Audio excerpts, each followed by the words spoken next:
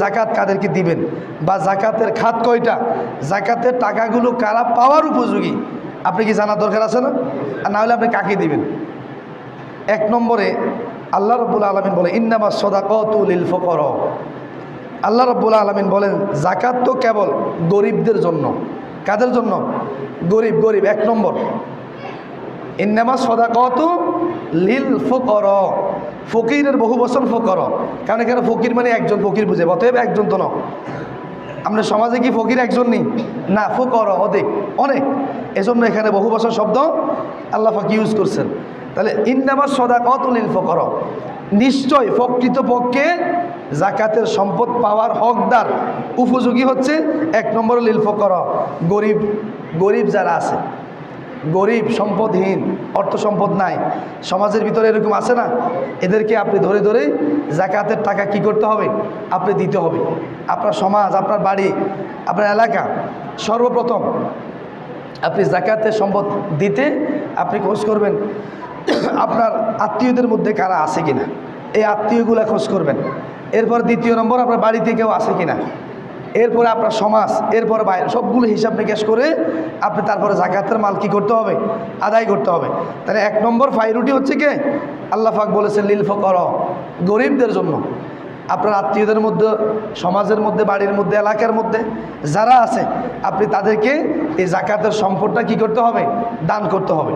দুই নম্বর হচ্ছে ওয়াল মাসাকিন, মিসকিনদের জন্য। মিসকিন কারা? আমরা জানি ফকির, মিসকিন এগুলো সেম, এগুলো পাশাপাশি শব্দ। এগুলা কি? পাশাপাশি শব্দ। আপনি যখন ব্যাখ্যায় যাবেন, শাব্দিক অনুবাদে যাবেন, আপনি দেখবেন যে এগুলো সেম, এগুলো পাশাপাশি।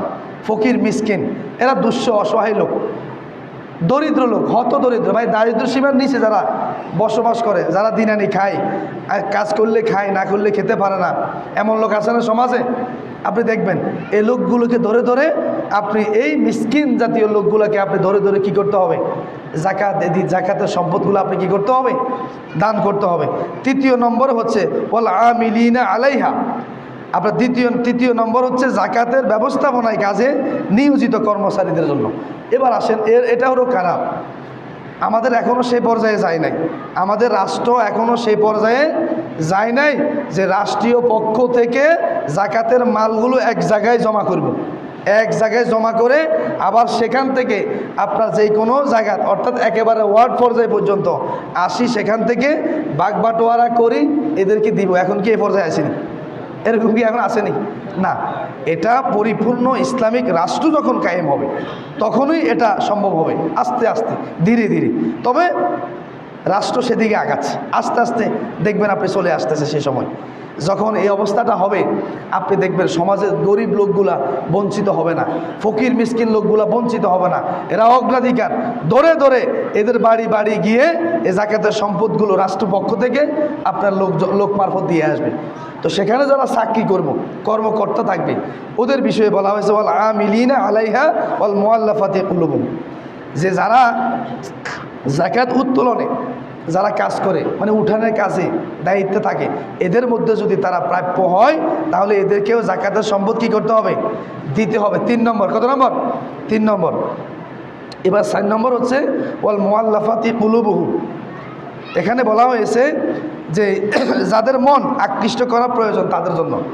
অর্থাৎ মন কোনটা? একটা লোক ইসলাম ধর্মে নাই, অন্য ইসলাম ধর্মে আছে না? এরকম মনে করেন একজন হিন্দুর কথা বললাম, বা একজন বৌদ্ধ, একজন খ্রিস্টান, সে মুসলমান হবে, অথবা তার সাথে আপনার একটা সম্পর্ক আছে, একটা কি আছে? সম্পর্ক আছে। আপনি তাকে দাওয়াত দিলেন, ভাই আসলেই পৃথিবীর সর্বশ্রেষ্ঠ ধর্ম হচ্ছে ইসলাম, ইসলাম ধর্মের উপরে আর কোনো ধর্ম হতে পারে না, তোমরা যে এই ধর্ম পালন করো এটা তো আসলে জাহান্নাম ছাড়া তোমাদেরকে আর কিছু দিতে পারবে না। ওই ক্লোজ একটা সম্পর্ক থাকলে এগুলো কি করা যায়? বলা যায়। এটা আজ থেকে প্রায় 1500 বছর আগের কথা, কিন্তু এখনও আপনি এটা অ্যাপ্লাই করতে পারবেন, এটা কার্যকর করতে পারবেন। হিন্দুর সাথে, বৌদ্ধর সাথে, খ্রিস্টানের সাথে অনেকের সাথে সম্পর্ক থাকে না, আপনি তাকে কোরআন দিয়ে, সুন্নাহ দিয়ে ইসলামাইজড করে তাকে আপনি বোঝাতে চেষ্টা করবেন। এখন সে যদি ইসলাম ধর্ম, সে যদি আপনাকে বলে ভাই আমার বাবার তো অনেক সম্পদ আছে না, এখন আমি যদি ইসলাম ধর্ম গ্রহণ করি তাহলে তো আমি আমার বাবার সমস্ত সম্পত্তি থেকে কি হয়ে যাব? বঞ্চিত, পৈতৃক সমস্ত সম্পত্তি থেকে বঞ্চিত হয়ে যাবে। তাহলে আমার কি হবে?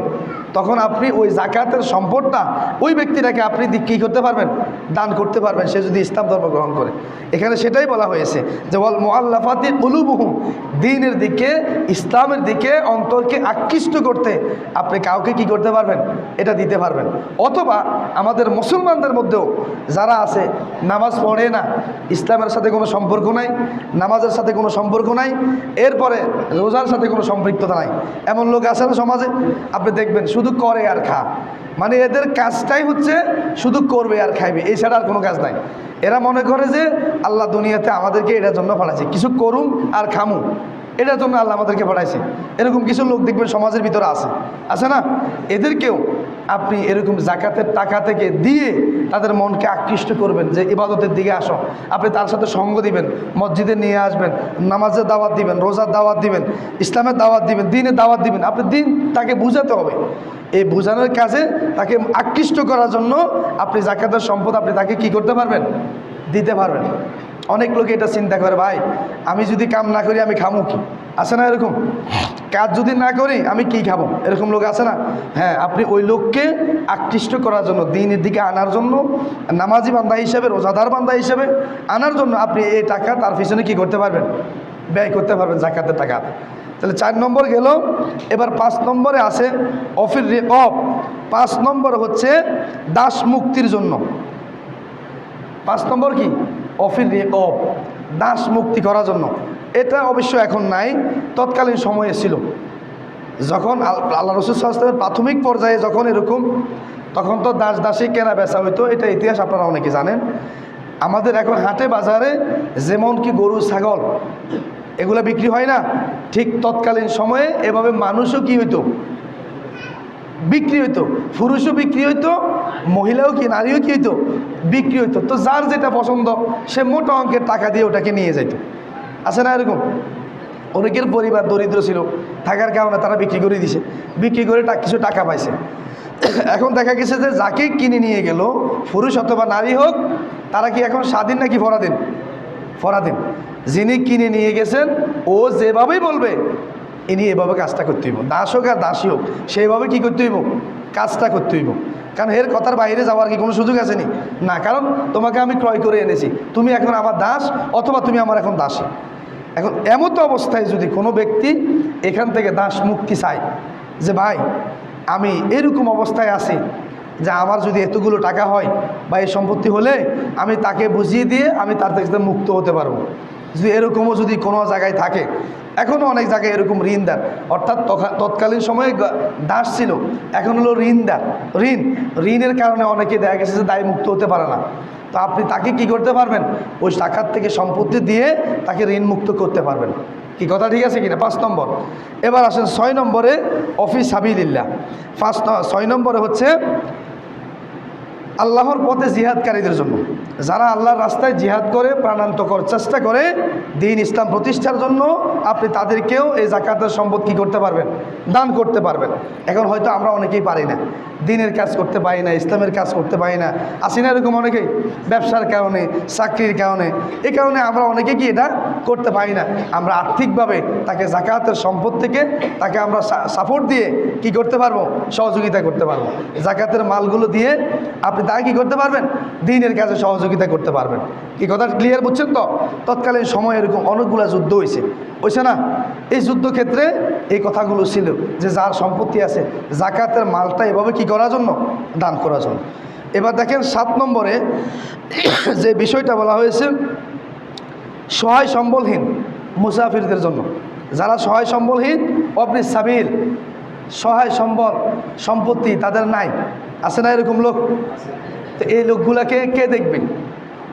অনেক সময় দেখেন, আমরা অনেক সময় জানি না, দেখবেন সমাজে আমরা এখন মাঝে মাঝে কিছু সমাজে হাঁটি, এলাকার কিছু জায়গায় হাঁটি, বুঝছেননি? এমনও লোক আছে এখন আগে অনেক সম্পত্তি ছিল, টাকা পয়সা ছিল, এখন কিন্তু নাই। দেখবেন এই লোকগুলার লজ্জায় কারো কাছে হাত পাততেও পারে না, কারো কাছে কি বলতে পারে না, নিজেরা উপবাস থাকলেও মানে একসময় সম্মানী ছিল, অর্থ সম্পদ ছিল, যেভাবে হোক আল্লাহ তাদের সম্পত্তি নিয়ে গেছে, এরকম আছে না সমাজে? তাহলে এই লোকগুলো দেখবেন কারো কাছে হাত পাততে পারে না, কারো কাছে চাইতে পারে না। এই লোকগুলো কি হাঁটি ভিক্ষা করতে পারবো? কথা বলেন, আপনার কাছে চাইতে পারবো? সমাজের কাছে মসজিদে আসি চাইতে পারবো না।